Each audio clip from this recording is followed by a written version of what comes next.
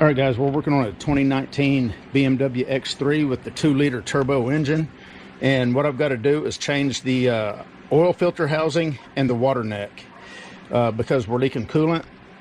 This may be a two-part video because I'm gonna do mine by removing the intake, and I've yet to find a good video on removing the intake on these Beamers.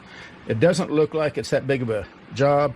Most people will take the computer out. If you take the computer out, you just pop this off, pull all these connectors off, get all the wiring out, pull the computer holder out or bracket, and you can finagle the oil filter assembly out through this way.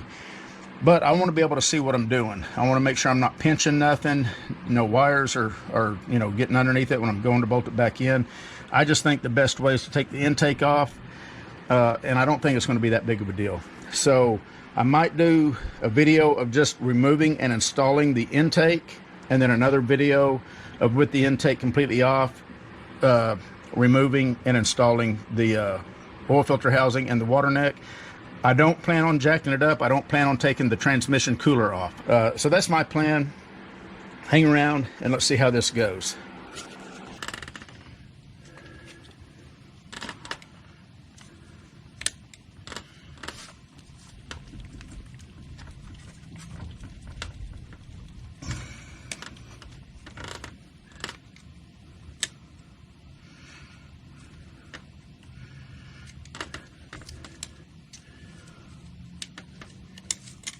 Take that clip completely off, that way it doesn't keep dropping down on me.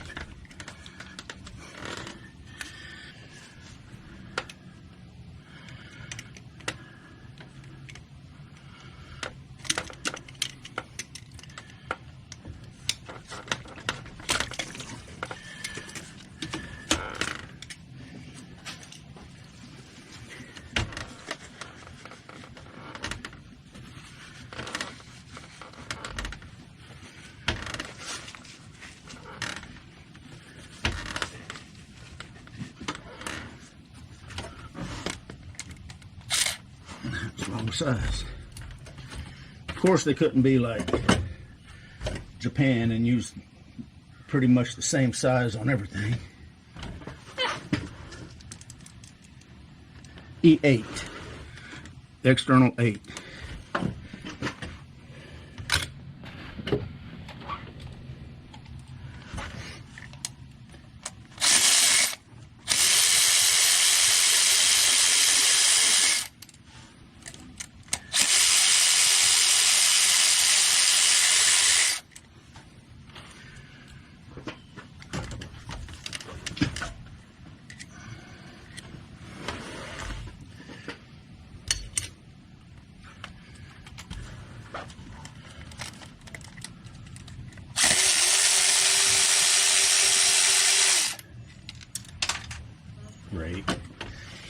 Great.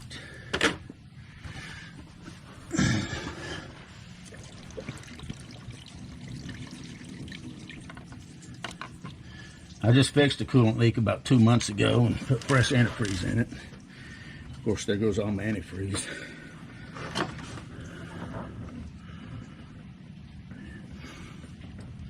Yeah, I don't know if you guys are going to be able to see that or not, but there's a crack right there on the side.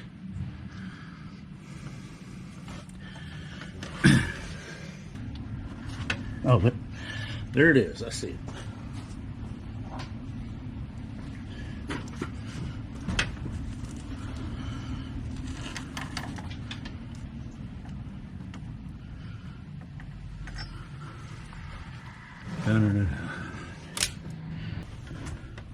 Now, as far as the oil filter housing itself, I can see 3 of the bolts, no problem.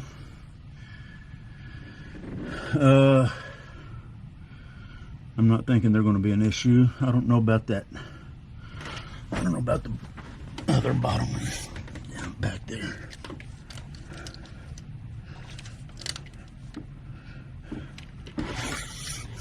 Yeah, I can barely see it.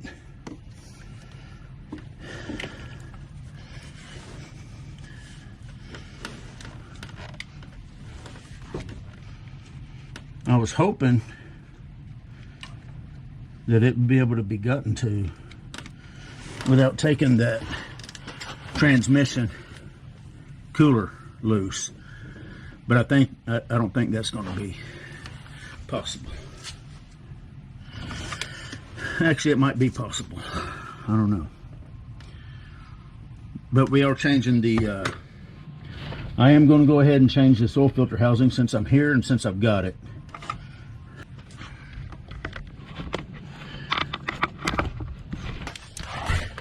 So the housing,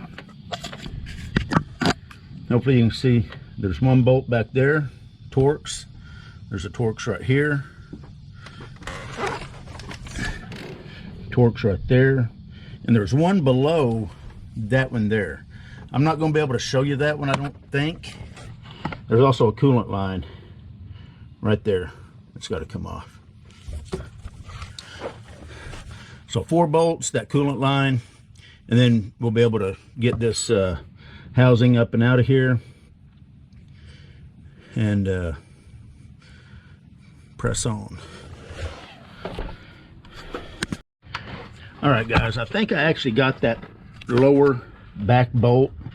This is what I used. I almost lost my socket there. Just a 6-inch extension. I've got a converter to, because the E10 that I've got is 3/8. If you've got a 1/4-inch E10, you're going to be better off. But I was able to fit it back there without the ratchet on it. I grabbed the hex, not the hex, but the Torx. Then I put my cordless ratchet on it to spin it most of the way out, and then I put my regular ratchet on it to finish it off. I'm pretty sure I got it. I looked back there with a mirror, and it looked to me like I was able to, that I would have been able to get on it, and I was. So now I'm going to get these 3 other bolts out, and we're going to fish this out. Oh, you can see that I've already got the coolant line disconnected. Just got the little clip that you pull up, and that coolant line popped right off. So we've got a little clip right here that we've got to get off, and then get those 3 bolts out, and I think we're gonna be able to fish this out of there. There we go. Be careful with all your wires and connectors.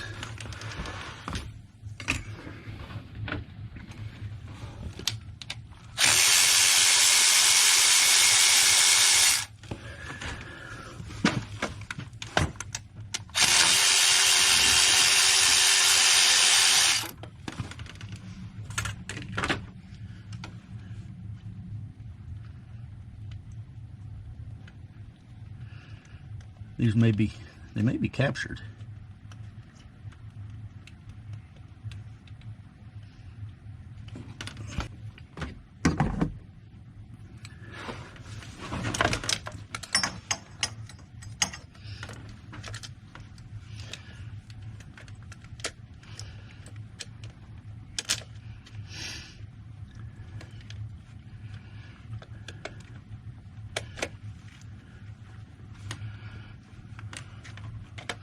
Oh, that boot. There's that.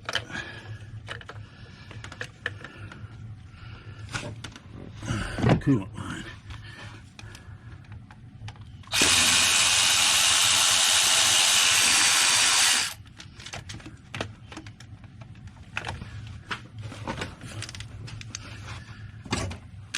Try not to have to climb underneath the vehicle if you haven't figured that out yet.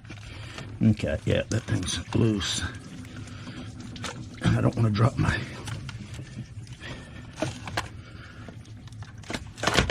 tools.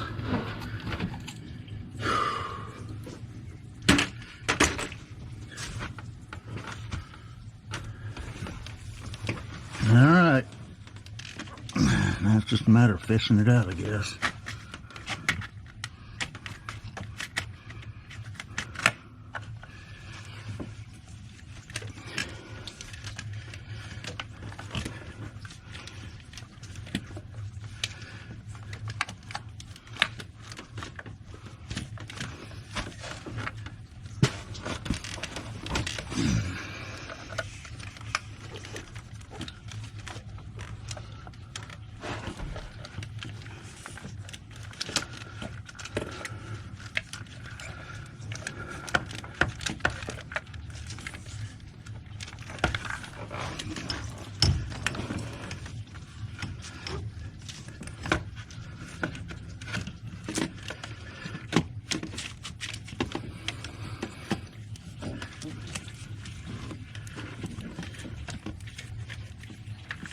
Come on.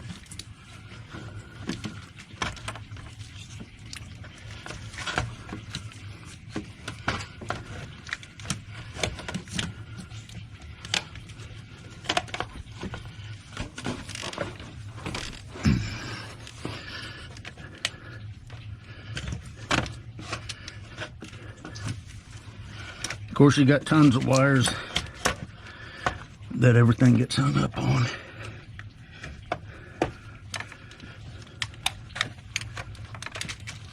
Okay, we've almost got it. Woo! And there it is, fellas.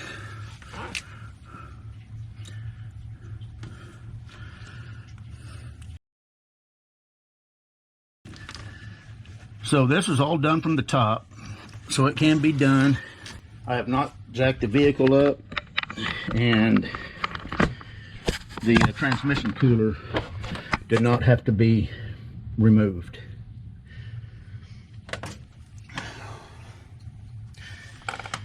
So, with that said, I'm going to cool off for a little bit, charge the batteries up to the camera, and we're going to start going back in with this. That lower bolt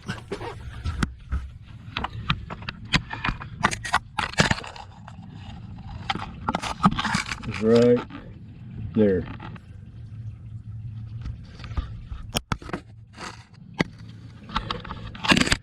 And I was able to just come right in from in between the transmission cooler and the oil filter housing and get on it.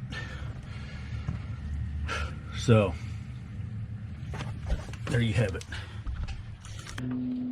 All right, guys, so here's the original water neck, and it's actually cracked right here on the side. Now the original has a gasket that's got there's a groove in the water neck, and then you got your gasket that fits in there. These aluminum ones are flat. Now this one did not come with a gasket, so I ended up making one. I've got gasket material, so I just ended up making my own gasket. So I think that's going to work. I think what they expect you to do is just use gasket maker or RTV, silicone it up, bolt it on, and that'll probably be fine. I'm going to go ahead and use a gasket. I am going to RTV it, both sides, when I put this on. So I don't think that's going to be an issue. The one thing that I was curious about, though, is how close to this diameter is critical, because you want to get a good O-ring seal. Now this is 1 inch, 272 thousandths. The original one, 1 inch, 286 thousandths. So that's probably pretty close. 284.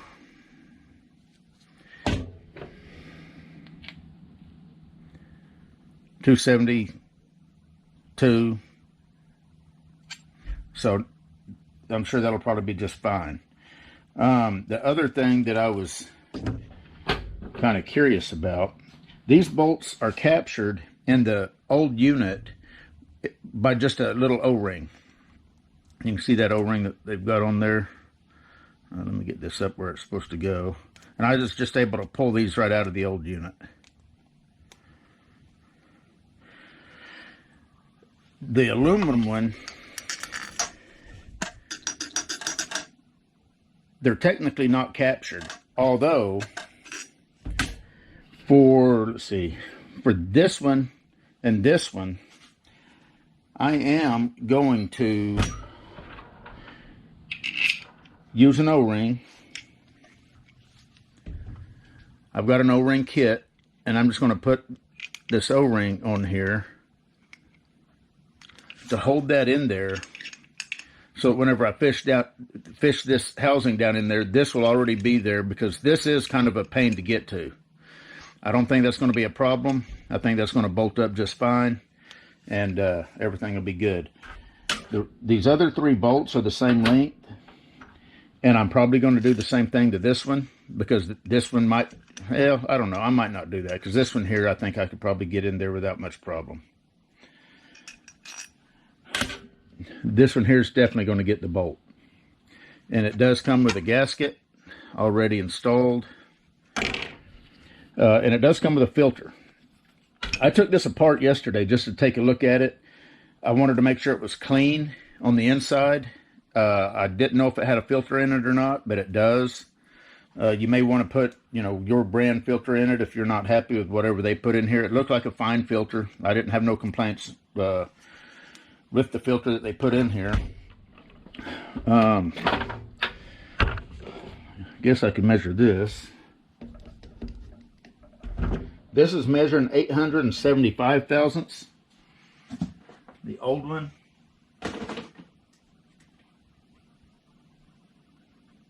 886 thousandths. So, hopefully that's not going to be an issue. That's just slightly, that's about 10 thousandths difference.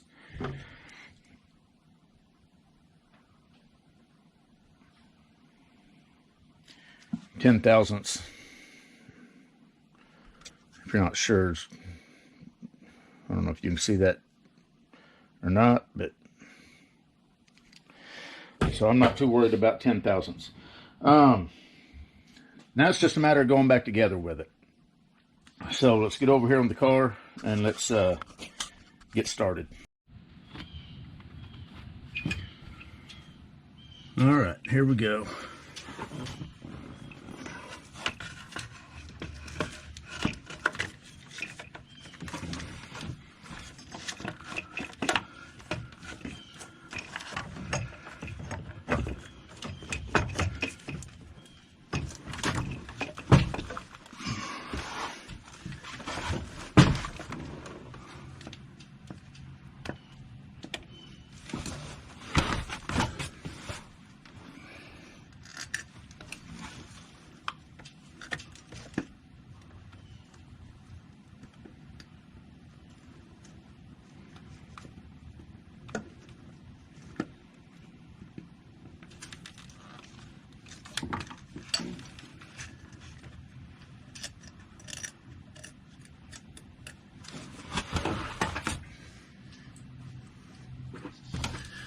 I'm going to take my bolt onto this back one, this upper back one.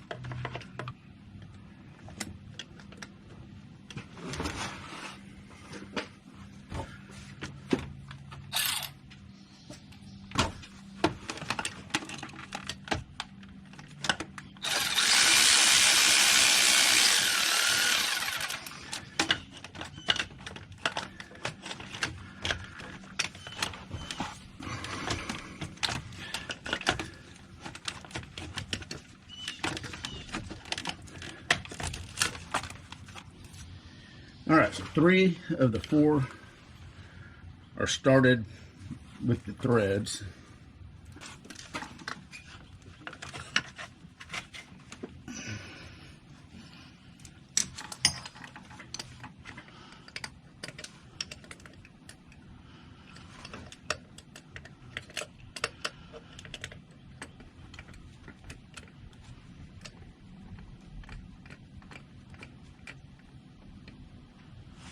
All right, I'm on the bottom one, so I'm going to go ahead and actually, I'm going to make sure there's no wires or anything in the way. So I'm going to take a mirror and my flashlight.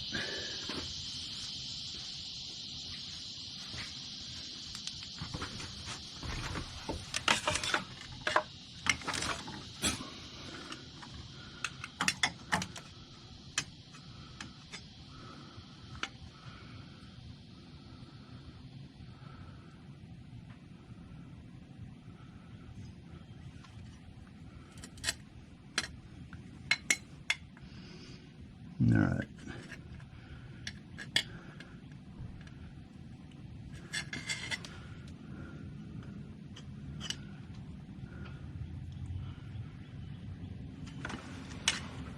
Everything looks good.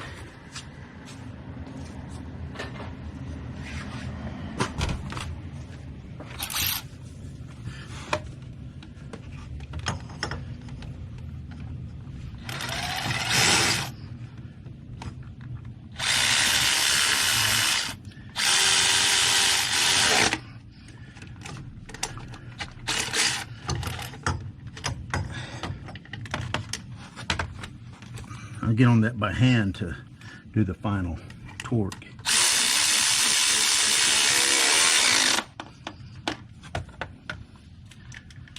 The torque on these, if you're going to torque them, 71 inch-pounds. I'm just going to do it by feel, and I'm going to be happy with that.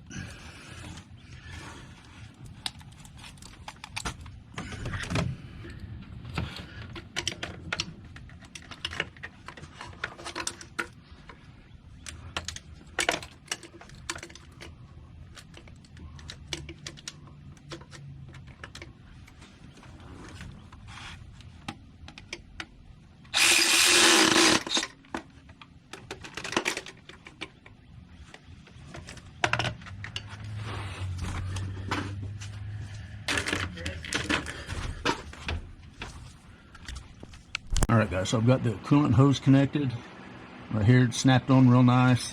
I went ahead and connected this connector. Connected the harness right here so it's secure. All 4 bolts I tightened up. If you want to know the torque, it's 71 inch-pounds. All the bolts went in fine, so this is aligned good.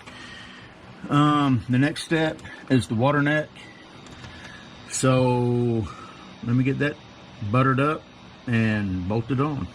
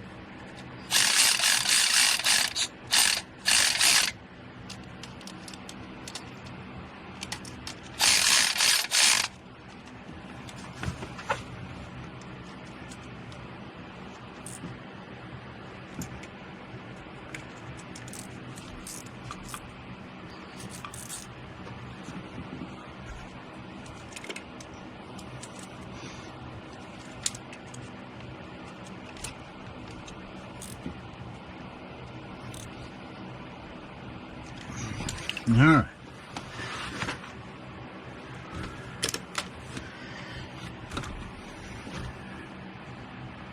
Now the one thing that I do have to give BMW credit for, you know, there's all kinds of grease in there, so that this hose must have been off before. Is there O-rings inside here? Stay very pliable.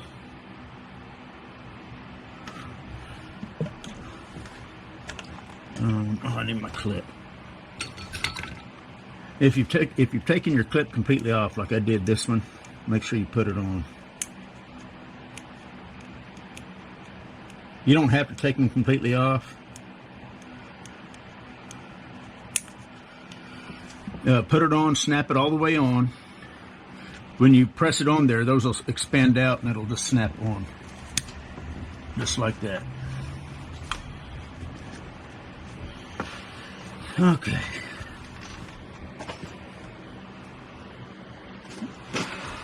So I think as far as the lower half of everything here, I think we're done. Now it's just a matter of putting the intake back on. All right, guys, so I'm getting ready to pull a vacuum on the system. BMW only recommends to service the coolant system with the vacuum fill method only. I don't know if you can get away with just filling it up with coolant and getting rid of all the air, old school style. If anybody knows, if anybody's done this job and have not filled their system up using the vacuum fill method, they've just topped off their reservoir and started it up and let it circulate. And if they had good luck with that, let me know, because I'm curious to know how important it is on these BMWs to use the vacuum fill method. Now, I've got a vacuum fill system. It's this kit right here. It comes with a bunch of different adapters for different makes and models. It's got a pressure pump, but it's an entire cooling system service kit. This is a vacuum based on Venturi. This is a vacuum system based on Venturi. Whenever you hook your air hose up, we're going to watch a vacuum be pulled in the system, and I'll show you that coolant hose and maybe some more up here that's going to flatten out, because this is going to pull a vacuum, pull all the air out of the system.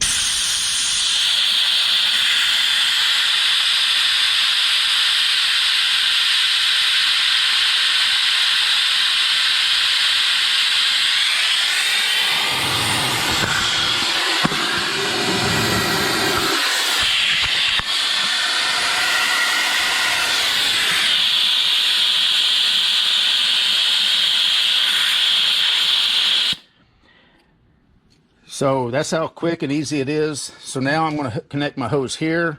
I've already got a 50-50 mix of distilled water and the proper antifreeze or coolant. And let's see, I think the hose for that is this one right here. And I'll show you how nice and easy this makes servicing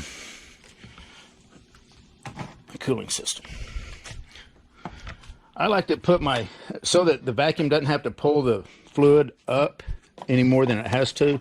I like putting my jug up on the car, at least even with the system. Now, also, this is a good time to leak check and make sure that all your connections are connected, because you can see it's holding a vacuum. If this was to bleed off, if it started bleeding off real fast, I would know instantly that somewhere we have a leak, but something's not secure.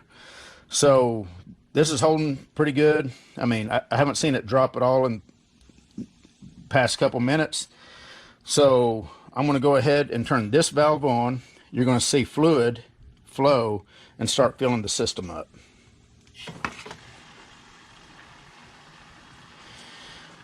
And where'd my light go? Eventually you'll start seeing that hose uncollapse.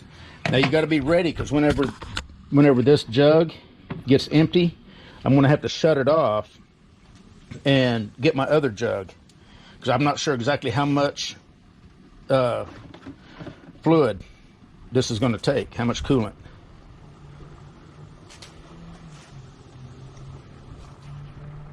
So as soon as I start right there.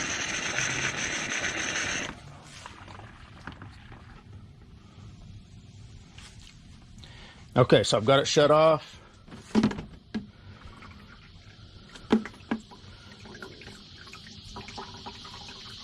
I'll let that drain. Let me get my other jug here, 50-50 mix, and then we'll keep going. All right, so I've went ahead and put the coolant in this jug here. Turn it on and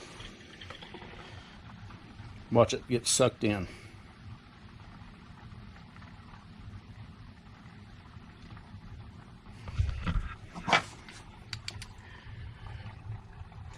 Coolant hoses are almost fully uncollapsed.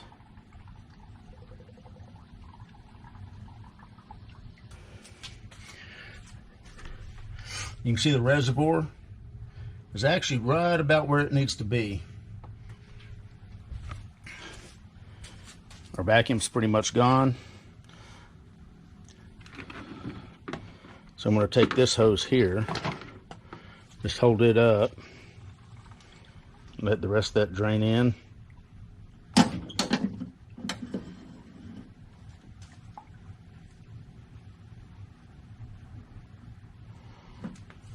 All right, so let me get this thing topped off. I'm also going to take that oil filter cap off, and I'm going to fill that housing up with oil, and then we're going to start it up.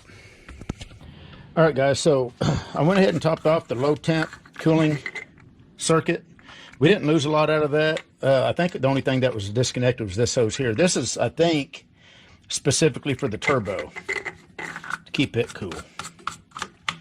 The high temp cooling circuit is this one here, which we lost. That's where we lost all of our coolant.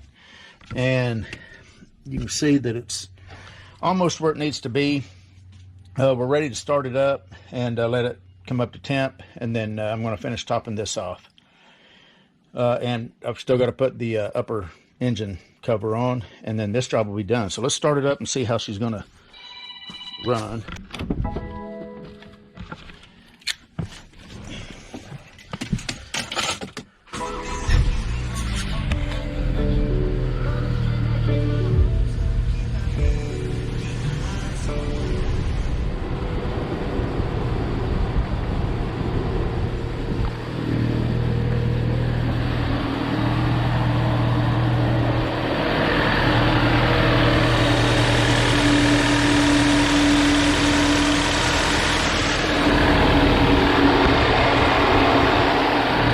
Still looking good on our coolant.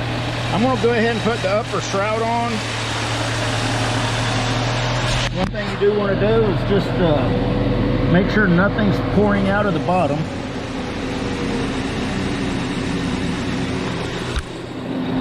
Everything looks good down below, so I'm going to let it come up to temp. I did go ahead and top off the oil in the oil filter housing. I don't know how much oil drained out of it when we took it off, but I went ahead and put a little bit in. And then I put the new filter and the oil filter cap back on. So we're pretty much done with this job, guys. So all together, come over here where it's a little bit more quiet. All together, I'm going to say that this job probably took an hour and a half. Like I say, it might be a two-part video, depending on my mood whenever I go to edit this. I might do one just on the intake removal and installation, and then one on just replacing the coolant components, the oil filter housing and that water net. Just because I don't want an hour and a half long video. I think this job took close to about an hour and a half. All right, guys, so I just finished topping this off. We got circulation, and whew, that is hot water. Upper radiator hose is nice and warm. Temperature's about where it needs to be on the gauge, and we're done. Nothing's coming out of the bottom. I looked underneath the car, nothing's dripping. So hopefully this is going to be a long-term repair. I'm just going to take some fresh water and I'm going to pour it all in this area and kind of wash the coolant and everything down. But other than that, we're done. I personally, I would not do it using displacing the computer and the computer housing, simply because you do kind of want to see what you're doing down below. You want to make sure you're not pinching any wires or anything like that. It doesn't take that much time to remove the intake. The intake's the way to go, in my opinion. And but if you don't want to tackle the intake, you can do it by removing the computer and the housing.